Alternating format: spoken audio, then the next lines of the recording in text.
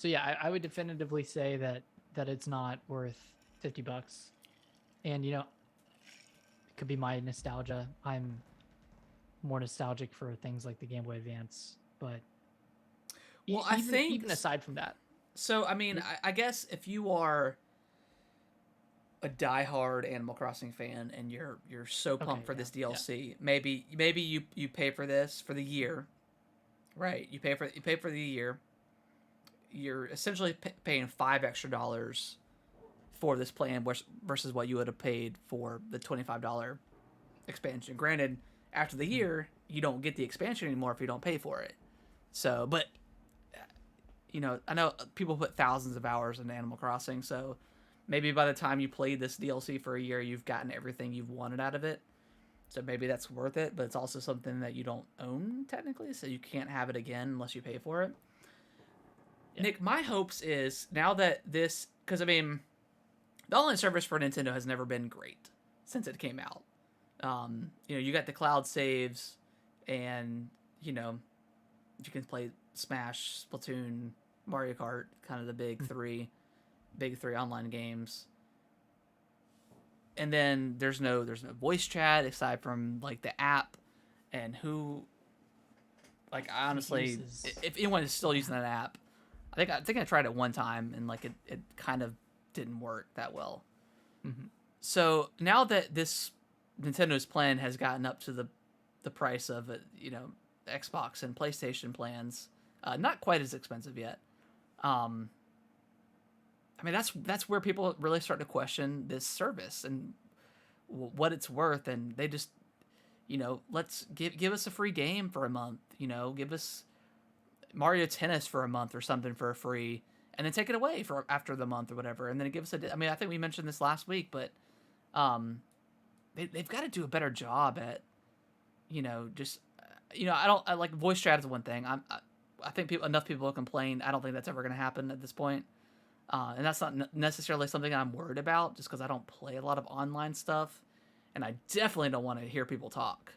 Um, I mean, that's one thing. That's I know a lot of people do want it, but there's not something that I necessarily want. But just something similar to Game Pass, and you can take games away and bring games in, and get third party stuff involved. Whatever the case is, they've got to do better, and hopefully over this next year they'll bring more stuff, not just N64 games and more Sega games, but just better additions to a reason why to own this. Because I feel like a lot of people next year that renewed or paid for this plan are probably not going to pay for it anymore because it's just not worth it. Unless they add another retro console and don't increase the price, and I don't know they're gonna do that at this point. Yeah, and that's the problem. If they come back here in 6 months or next year and they're gonna add GBA and Game Boy Color games or whatever Game Boy games, and they're like, oh, it's an extra $10. Like that's ridiculous. Yeah.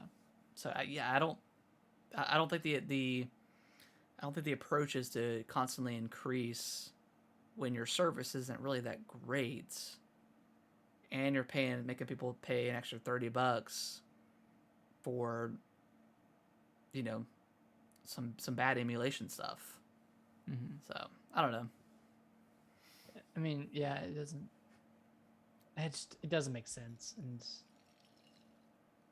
hopefully they figure it out. Hopefully they see that their price announcement video was their most disliked video on YouTube. Yeah, Like, people are very unhappy about the pricing of this and about just the quality of the emulation. I mean, yeah, it just kind of sucks. Like, and like, granted, it's only $50. Like, that's what, $4 a month, $4 and some change. yeah, I mean, it's not the end of the world, but you're forcing people to pay it all up front, yeah. There's no monthly and option anymore for yeah, there's this. no monthly, which it's kind of schemy, but I guess I understand when you're not really adding any new games. Yeah, It's like I mean, I someone really could jump hope in and just that they you know, whether it's they include some DLC every once in a while, like they do with Animal Crossing. Like that's the only reason why it's really worth it for anybody at this point.